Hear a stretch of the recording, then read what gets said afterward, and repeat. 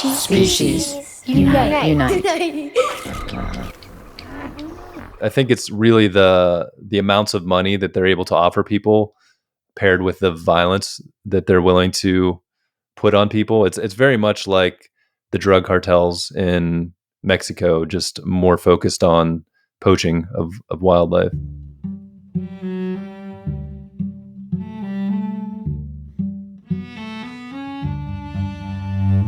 Hi, I'm Elizabeth Novogratz. This is Species Unite. We have a favor to ask. If you liked today's episode and you have a spare minute, could you please rate and review Species Unite on Apple Podcasts or wherever you listen to podcasts? It really helps people to find the show.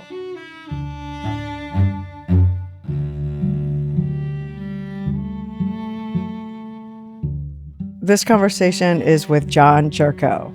John is a director and producer of the film Rhino Man, an award-winning documentary which highlights the courageous field rangers who risk their lives every day to protect rhinos and our natural world.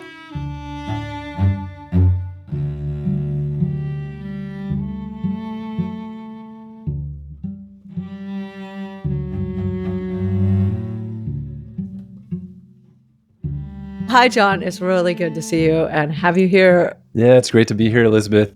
For people who haven't seen or heard of Rhino Man, the film, will you just kind of give the basics, tell the story a little bit about what it's about? Yeah, I mean, the most simplest way to define it is it's a film about the courageous South African field rangers risking their lives to protect the rhinos. And it's been a 9-year project of the Global Conservation Corps. I got involved about 7 years ago. And it really focuses more on the human side of conservation. So really diving into the first person perspective of these rangers on the ground, what they have to do to protect wildlife, and also some of the training that they have to go through and why it's so intense. There's one ranger in particular that it's really focused on. Will you talk about him a little bit? Yeah, so the main focus is Anton Mzimba. He was the head of ranger services at the Timbavati Private Nature Reserve. Anton was just such a gentle heart, kind-hearted person, and equally just extremely dedicated and passionate about his job, protecting wildlife. You know, it was this interesting combination because he was just always smiling, laughing, such a good guy. But, you know, he even said it. He's like, we're the bulletproof of the rhinos. He's willing to stand up and sacrifice all for them, which he did. And we can talk more about that as we get into this. This was a 9-year project, or it's been a 9-year project. What was going on 9 years ago? Why did this all come about? My good friend, Matt Lindenberg, he's the one that started this whole project. He's South African, and you know, he spent some time kind of bouncing around in his youth around the U.S. and moving around the world. But he ended up back in the Kruger National Park area near where he grew up. And he studied at the Southern African Wildlife College, was helping train a lot of the rangers there. And in 2014, his mentor, Martin Mtembu, passed away in a car accident, which we talk about him in the film as well. And a lot of what Martin was doing was teaching leadership skills to local youth in the communities and you know, training rangers through that method.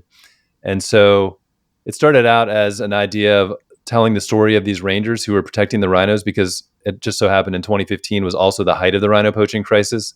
I think it got up to like close to 15,000 or 1,500 rhinos killed that year. So about 3 rhinos per day on average were being poached. And so at that time, rangers were just these unsung heroes. No one really knew what they were doing out there. You'd go on safari with a guide, enjoy the wildlife, but you didn't know that in the shadows, there were these amazing, incredible humans out there risking their lives to preserve everything that you were seeing. This is like some of the most magical stuff on the planet. And it's devastating how fast it's all going. The poaching, I didn't realize that 2015 was the height. For some reason, I thought it was way before that. And why was it 2015? So there was quite a bit of poaching and hunting, and I'm always kind of fuzzy on the history, but I know there was a time where there were almost no rhinos in like the KwaZulu-Natal area, and Dr. Ian Player was really instrumental in bringing those populations back and spreading them into the Kruger area, and they really kind of blossomed and grew, those populations, over the years. But in 2008, around that time, the poaching crisis in South Africa began. And I think there was a lot of poaching happening north of them in like Zimbabwe and Kenya and some of those other countries. But after those were becoming more and more poached out, the poaching moved into the South Africa area, especially Kruger, and it was really driven by, from a lot of the people I've talked to, it was driven by the economic growth in places like Vietnam and China and Southeast Asia, where traditionally a lot of people used rhino horn as medicinal uses, and I think everything from headaches to hangovers to um, aphrodisiac, things like that. But I think what really is driving it now is the status symbol side. So a lot of people use it as a status symbol. It gets carved into libation cups and different things. And so now that there's more and more such a huge population that can afford things like this, and still somewhat of a traditional culture that reveres those types of things, it really has driven the poaching to crazy levels.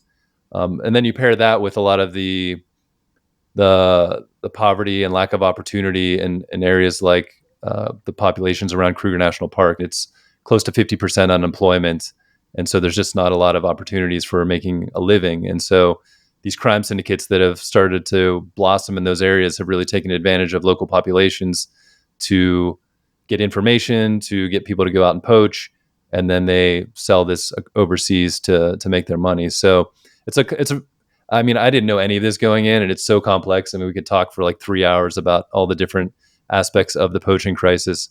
But I think that was, from what I understand, that's really what started to drive it, was that demand in Asia around 2008, and it really just exploded. And I think everyone, well, not everyone, but a lot of people were caught off guard, and just the rangers weren't originally trained to handle those types of violent poachers coming out and those extremely professionalized poachers. And so I think the reason it started to come down after 2015 is because a lot of these reserves started getting better and better at managing it, realizing that they needed to include communities more. And that's a whole thing we could get into in terms of community benefits out of a lot of these conservation spaces. But and then the other thing is, a lot of these rhinos have been poached out so much that the numbers are probably dropping because it's just harder and harder to find rhinos, which is pretty Yeah. unfortunate. Talk about the community aspect of conservation, because you really can't have conservation without community. And I think we've learned that as a world kind of the hard way. From what I understand, South Africa was traditionally this fortress mentality where you set up fences, you have your security teams, and you do everything you can to try to keep people from coming in and poaching the wildlife. But they never really included anyone that lives next to these parks, a lot of the local communities, in any of those projects, and none of them really benefited from them. It's all a lot of it's international interests that are owning some of these properties as well. So it's like, well, if none of this money's coming to our area and we're not involved, then why do we care? So, that's really what the focus of Global Conservation Corps, the nonprofit that the film is connected to, which was shifted because of Anton. There's a scene in the movie where Anton's holding the rhino horn and talking about the impact of losing rhinos and how that affected him. And after that interview, he broke down in tears in front of Matt, and Matt was like, what's wrong, Anton? What's happening? And he's like, Matt, I'm not so much worried that we're going to lose the rhino, which is a possibility, but I'm really worried that my kids and a lot of these kids in these communities are just never going to get the opportunity to see this wildlife. And he's like, well, I mean, surely your kids have been here. You're like the head of the rangers here. They've come in and seen wildlife. He's like, no, Matt, like up to this point, they haven't had that opportunity.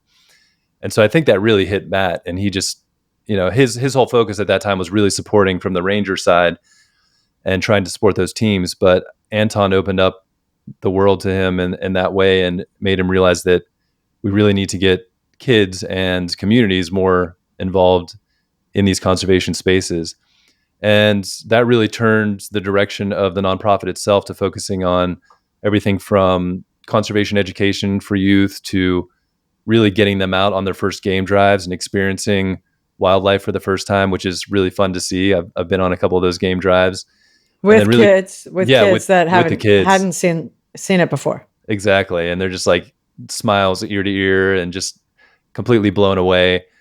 And so that's a huge part of it, because like if you don't see it and you don't have a connection to it, then why are you going to love it and want to protect it? So getting kids early and getting that exposure and that education but then really creating pathways to careers in conservation and trying to open their eyes to all these different types of jobs, whether it's a ranger or a lodge manager or a helicopter pilot or a vet, really trying to create pathways to get kids these opportunities. Because even if they love wildlife, if you're still not able to get a good job and you're, living without a solid income, then you're still going to be in dire straits. So that's been a huge part of it. And I think I've seen, even in just the short time that I've been involved in that area, so many organizations getting involved in not only getting kids exposure, but trying to work more closely with communities and making sure their benefit, whether that's from funds or from access to bushmeat to actually, better jobs and getting ownership in some of these lodges and properties. Because like I was saying, without that real connection and interest, then it's going to be hard to protect this wildlife over time, because it's just kind of a never-ending battle. And so Anton's always like, we rangers are out here buying us time, but it's what we do with that time that matters. So it's really looking at those long-term solutions. To get guys out of poaching and want to put the money back into community and back into conservation, it's a fully different mindset. There's a lot of projects trying to help folks in that way. And a big part of the problem are these crime syndicates that have really taken hold. I mean, unfortunately, there is a fair amount of corruption in those areas through government, rangers. It's tough. So it's extremely complicated. And yeah, until there's really a lot of economic opportunity and education opportunities, I just sadly, a lot of the education system in that area is not really doing well, and the teachers just aren't supported. So it's hard for kids to even get a great education and be able to go on to bigger and better jobs. So yeah, it's just, there's so many aspects to it that it can become a bit overwhelming. But I think the inspiring thing is to see just so many people focusing on all of these different pieces of the puzzle and coming together in their own way. With you guys and the film and all the conservation work that you're connected to now because of it, do you see a difference in communities wanting to be like more pro wildlife, more pro conservation? So the attrition rate, which is kind of mentioned in the film, of a lot of the candidates going to rangers through the ranger selections, were getting pretty high. And I know Ruben was lamenting that in the film, because so many kids going through those programs back in the day had a lot more passion for it, or just energy for doing those types of jobs.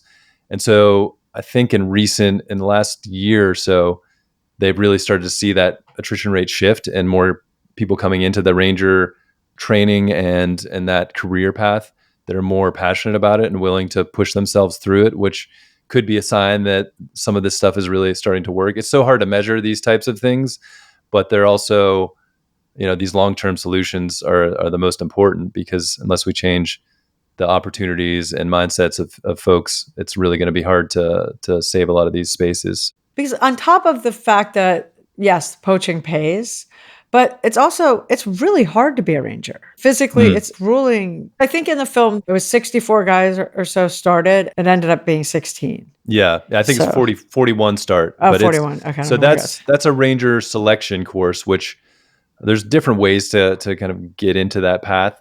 But a lot of reserves, when they're trying to hire new rangers, what they'll do is they'll put a call out, have a bunch of applications, and then they choose from them to take them through something like the selection course at the Southern African Wildlife College. And so that course, traditionally, it was a 5-day course where basically every day the rangers go out, they get training, they learn about what it is to be a ranger, but they're doing a ton of physical exercises. So they do a battery where they're doing push-ups, pull-ups, sit-ups, all these things. And then they go out and do a run. And then there's a midday march with a pack. So it's like you're a fully equipped ranger out in the field. And then they do it again in the afternoon. You do another run and a battery test. And then at night, every 2 hours, they wake you up and make you do some exercises, tell you what you need to do, make sure you have all your gear with you, yell at you if you don't. And it's really grueling experience. But the cool thing is, and I've seen a couple of selections now, is those first 2 or 3 days, that's when you get the most dropouts. But around day 3, you start to see a lot of these kids that maybe have never really been tested in life before, or really had a chance to show themselves. All of a sudden, realize that, hey, I think I can actually do this and make it happen. And they're passionate about it and are interested in it. And all of a sudden something clicks and they're like, no, I'm going to finish this thing. And, they just, all of a sudden they're standing different, they're talking different. And it's really inspiring to see, actually. Yeah. So it is intense. And, what Ruben says is, you've got to make sure you have people that have the physical capabilities to do this job, because it is physically strenuous. You do have to carry a certain amount of weight. You might have to run. You have to be able to work in a team and act under extreme pressure. So that's really important to test. But then also just to make sure that you are actually hiring people that have that passion, because if it's not really what you're interested in and you're just doing it for money, there's more of a chance that you could just be more apt to give information away if someone pressures you, or take that bribe or something like that. So they're always hopeful that it's set in a way that will weed some of those folks out. What are the poaching numbers like now in South Africa? Has it dropped quite a bit? Yeah, it came down quite a bit during COVID. And I think a lot of that was just because all the borders between provinces were locked and it was hard to move things. And so it dropped down to well below 500 at that point, but it's been creeping back up. And I think last year it was right around 500. And I'm not sure where we're at right now, but it's something like 1 to 1.5 rhinos are being killed per day still. So it's still not a good place to be in, especially with the reduced numbers that we have. And what's happened is most of the poaching was in that Kruger National Park area up in the northeast, but because there's less rhinos and because the security has gotten better, the poaching has now moved more towards KwaZulu Natal, which is kind of in the southeast, that area. And so now the people in that area are having to kind of figure out what everyone had to figure out in the Kruger area to make the security a little bit better. So yeah, it's still a problem that's severe enough that we still need to really keep pushing, because rangers are facing threats, wildlife is being killed, and unfortunately these criminal syndicates, it's not only the poaching that they're involved in, they're also doing drug trafficking, human trafficking, just all bank heists, things like that. So really, this is just the low hanging fruit for them, unless we make it higher, make it harder for them to try and make those attempts. It's a lot harder to beat them now, right? In a lot of ways. Yeah, I mean, a lot of these syndicates are fairly well funded, and like the corruption again is it even goes through police and things like that. So they just have a lot more leverage on local communities, and makes it tough for them to actually be active participants in stopping them often, because there's threats to their lives. I think it's really the amounts of money that they're able to offer people, paired with the violence that they're willing to put on people. It's very much like the drug cartels in Mexico, just more focused on poaching of wildlife. And so these rangers know, like, when they go to work, they might not come home. I mean, it kind of goes up and down. I keep in touch with quite a few of the rangers at the Timbavati still, and sometimes they'll be like, yeah, it's really quiet, things seem to be okay. But then there's other times where there's a lot of pressure coming from the poacher side, or there's pressure coming on the outside with threats and things like that. So it's just like any law enforcement, I guess. You can never really completely put your guard down, because unfortunately you're most vulnerable when you're at home and not really thinking about it. People can just drive up to your house and attack you there. So yeah, it's a stressful situation, and it's been really cool because we've had some really fun screening experiences around the world, and we've been able to bring some of those rangers with us who've become good friends. Orlats and Lovu from the Timbavati, and Ladam Kabela, she's one of the Black Mambas, was Anton's cousin. And they're always great to be around when we're in South Africa and on the reserves and stuff like that, but to get them away from there and they like don't have that pressure and those threats upon them, it's just so fun to be able to hang out with them, and they're just like laughing and joking more and Yeah, I'm sure. just feeling silly. And so I'm like, there you are. That's amazing. So yeah, it makes you realize how much pressure there is when they're in those situations. There's so many things throughout the film that you see that break your heart, but one is the orphans, right? The orphan rhinos, and that one rhino whose face is almost completely gone. Hope, yeah. Yeah, Hope, because her face got hacked off for her horn, but she survived. And the orphans who stay with their moms for days and days until somebody finds their dead moms, until somebody finds them. It's more reality of like what's really happening. It really hits like hard, that stuff. Yeah, yeah, it's extremely emotional, and I wasn't there for the filming of the orphanage or the Hope stuff, Yeah. but when I got involved in it and was working through some of the editing, especially when Dr. Johan Murray, who works on Hope and saves her and keeps her going, when he's talking about what he's going to tell his kids in the future and stuff, and he breaks down, it's just, man, it hits you because you realize how real this is for the people involved as well. I mean, I know talking to a lot of rangers and wildlife vets, especially at the height of the poaching, it's like they were seeing dead rhinos almost every day, and sometimes having to perform postmortems and look for bullets inside their bodies and things, and just day after day after day of seeing that, I can only imagine the trauma that they've experienced and that's still with them. After you've been through this whole experience and you spent so much time there and got to know everyone, did it leave you feeling hopeful for the work happening or kind of devastated? It definitely left me hopeful. I mean, it is, when you watch the movie, there are a lot of tough parts, but I think going back to what originally drew me is just some of these humans are so incredible and so passionate. And there's this brotherhood and sisterhood and love between a lot of the people working in this space. And I think they just live such full lives, so full of purpose that many of us don't get to experience in our day-to-day life. And so that was really what attracted me to it. And I think, even in the midst of all this, and it's kind of the reason we left the film the way we did with this scene at the end with Anton talking about his dream for the future, even after you learn what happened to him. I think he really was hopeful for what could be done if we come together and do this work and get more engaged with kids and really put the eyes on these problems, because there's a lot of people that care a lot about this, and I think so many people are making great progress. It's just a long haul and a lot of things to tackle. And when I got involved in this, I had no idea. That's like, I think shortly after I started working on the project, Matt told me that 4 out of 5 kids growing up in that area hadn't seen wildlife. So yeah, it kind of blew my mind. And luckily, I think a lot of people are really, really putting efforts into that side of conservation now and trying to make that change. Awesome, John. Well, thank you. Thank you for putting this film in the world and all the work you've done. It's a very Yeah. powerful film. Well, thank you so much.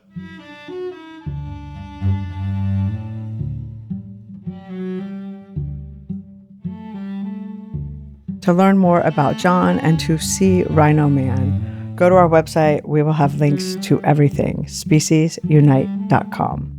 We're on Facebook and Instagram at Species Unite. If you have a spare moment and could do us a favor, please subscribe, rate, or review on Apple Podcasts or wherever you listen to podcasts. It really helps people find the show.